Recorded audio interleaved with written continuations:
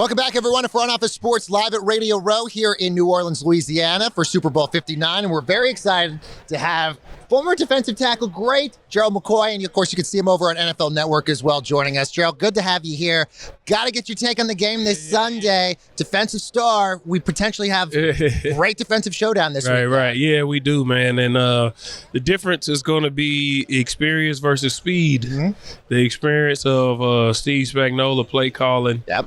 And calling for a defense that's been here multiple times with a lot of players who've been here before, trying to three-peat versus the Philadelphia Eagles defense, which I call them the Philadelphia Bulldogs or the Georgia Eagles because they drafted all the players from Georgia. It's insane. And they have all of these guys are insane athletes with tons of speed. So that's going to be the difference on the different defenses that's playing in the game. There's obviously a lot of talk about, from the fans' perspective, Roger Goodell has shot this down yesterday in his press conference about officials favoring the Chiefs and a lot of calls that maybe with slide tackles and stuff like that, Patrick Mahomes is getting away with a lot of calls. What's your thought on that from a defensive standpoint? And do you think a rule change needs to happen so that way defensive players aren't getting penalized for things that they're saying aren't really happening? I had a couple different thoughts about this. Okay. One, who was the last team that we had the same complaint about? The Patriots. Right. Brady was getting away. What were the Patriots doing that everybody hated? Right. Winning. Yep. We always make excuses for winners, and we get greatness fatigue, and we start coming up with reasons why this team is so great or why these people are so great. Why is it that sometimes in order to win a lot, things have to go your way? The tuck rule with Brady. Yep. Having D4 line up off sides versus Kansas City, they call it. Tom Brady gets another shot at it, picks it up, and then they go score. Sometimes things just got to go your way. Right. The interception by Malcolm Butler versus the Seattle Seahawks. That's a good point. Sometimes things just go your way. We find and make excuses for why things are going a certain way. That's a loser's mentality. But people need to understand, we watch a game, the NFL watches a business. True. When the Patriots won the Super Bowl versus the Rams in 2018, it was 13-6 or 13-3, I think, was the score. And people complained. This is so boring. Scoring. Yes. And this. All the rule changes have been so we can see points. Mm-hmm. Points equals money. They're going to protect the money. Who's the money makers? The quarterbacks. And it's Patrick Mahomes specifically. And that's what I'm a lot of people at the chatter here at Radio Row has been, are people tired of the Chiefs, given the fact that look, they're about to maybe be a three? I got an answer for him. We've never had an NFL champion like that. What do you say? I got an answer for him. Klay Thompson answered this when the Golden State Warriors kept playing the Cleveland Cavaliers in the finals. And everybody, I'm tired of seeing these two teams. He gave everybody two words: beat us. Mm-hmm. If you're tired of seeing us, beat us. You've had multiple opportunities from different teams to beat this team, and nobody's doing it. So if y'all tired of seeing them, somebody got to beat them. Let's talk about your last team you played for, the Raiders. Mm-hmm. I feel like it's fairly unanimous in terms of the excitement about Pete Carroll joining that organization. What are your thoughts on that? They just hired the most magnificent duo they could have hired. In Spatek as the GM, he was with Jason Light in Tampa as the assistant GM while I was there.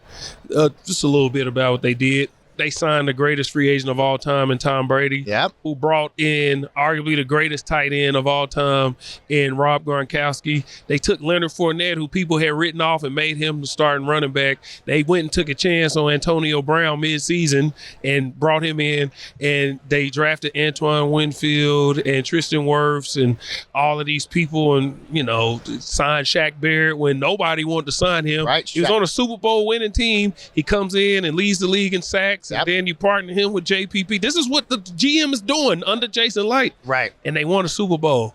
Since then, the Bucs haven't missed the playoffs since then. That's all under Spatek and Jason Light. That's the GM you just got. Yep. You bring him to Las Vegas, where a head coach who, a little bit about him, my interaction with Pete Carroll, he recruited me at USC. Oh, wow. So my very first official visit was with Notre Dame. Yeah. And the Bush Push game where Reggie Bush pushed Matt Lauer in the end zone, where Notre Dame debuted the green jersey. Yep, I love that game. Pete Carroll walked up the ramp because I was going to visit USC the next week. He walked over to the locker room where our recruits, we were visiting Notre Dame. He tapped me on my shoulder and said, "You see what we just did, right? I'll see you next week." I X'd out Notre Dame at that point because I'm like, that's the coach with confidence. Final story on Pete Carroll and his confidence. This is the guy that you're getting, a guy with this level of confidence. I'm a black man from Oklahoma. One thing you don't do is put your feet on a black woman's couch. Pete Carroll came to my house in Oklahoma, took his shoes off, put his feet up on my mom's couch, and took a nap during our home visit.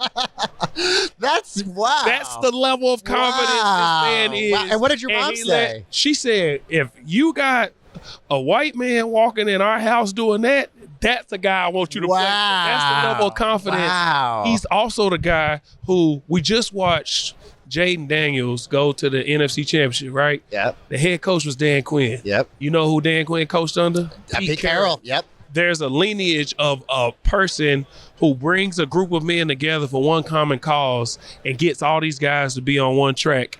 And you got a guy with that level of confidence who has basketball shoot-offs on Friday, was a leader of the Legion of Boom and all of this.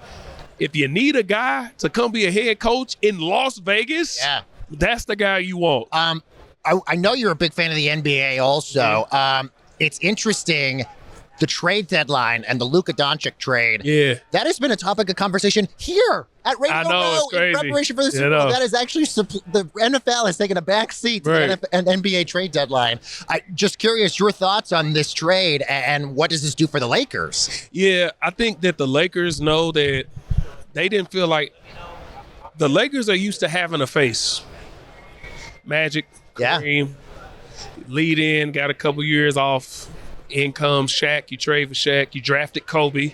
They didn't know Kobe was going to be Kobe, but they drafted him, said this guy could be. Shaq goes into the Kobe era.